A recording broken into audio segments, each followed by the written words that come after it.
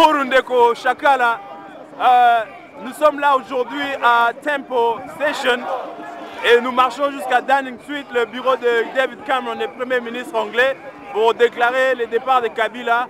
Et aujourd'hui, le peuple congolais a l'air de comprendre qu'ils sont isolés contre tout le monde entier, vu la position de Jacob Zuma, Kagame et Kabila. Tous les présidents de l'Afrique se sont positionnés contre le choix du peuple congolais. Peux-tu nous expliquer et dire au peuple congolais qu'ils ne sont pas seuls? Le mouvement où on l'a toujours dit que les élections ne servent à rien.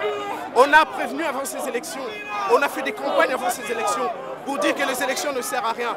Pourquoi? Parce que hier encore, j'ai vu une émission à la télévision flamande d'un journaliste qui est en train de dire qu'il faut une stabilité au Congo. Et pour eux, la stabilité, c'est Kabila. Ils ne veulent pas écouter le changement dont le peuple a besoin.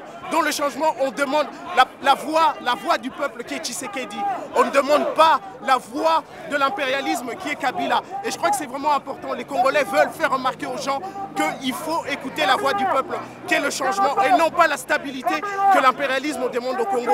C'est pour ça que les Congolais sont là aujourd'hui pour protester contre l'impérialisme, protester contre l'Occident, protester contre la FMI, protester contre la Banque mondiale, protester contre toutes ces institutions internationales qui sont en train de voler la voix des Congolais pour imposer, on va dire quoi? On va dire un dictateur au Congo. Non, la population veut la paix, la population veut une réparation, la population veut Tshisekedi. Non pas parce qu'il est porteur d'un message de changement, mais parce qu'il représente le changement pour la population. Donc voilà, c'est le message que j'ai à dire pour aujourd'hui. Et le fait que les Congolais sont seuls contre tout le monde entier, parce que le Congolais mesure son association ou sa solidarité par rapport aux présidents africains. Et aujourd'hui, on voit bien que tous les présidents africains se sont positionnés contre le choix du peuple congolais. Effectivement, je pense que c'est que les Congolais n'arrivent pas à comprendre, c'est que la communauté internationale s'allie.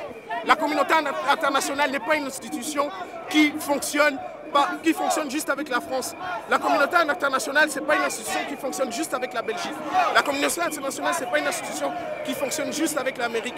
La communauté internationale est une institution qui fonctionne avec plusieurs pays. Et le Congolais comprenne maintenant qu'on est seul. Pourquoi? Parce qu'on veut agir seul. Le Congolais ne peut pas avoir la liberté du Congo sans avoir l'alliance des Sénégalais, sans avoir l'alliance des Ghanéens, sans avoir l'alliance, il faut le dire, même des Rwandais. Nous, on agit en tant que peuple seul, alors qu'on a besoin de l'unité africaine pour combattre la communauté internationale, qui n'est pas une institution qui appartient à un pays, mais à plusieurs pays impérialistes, qui est la France, la Belgique, l'Allemagne, tous ces pays.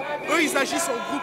Je crois que nous, maintenant, les Congolais, ce qu'on doit comprendre, c'est que nous aussi, on doit créer une unité africaine pour contrecarrer les plans de l'impérialisme de toutes ces institutions internationales. Donc voilà, ouais, l'unité africaine. Donc One Nation, comme on dit, One Africa, One Nation. On doit bâtir cette Afrique unie pour justement contrecarrer les plans de l'impérialisme. Voilà.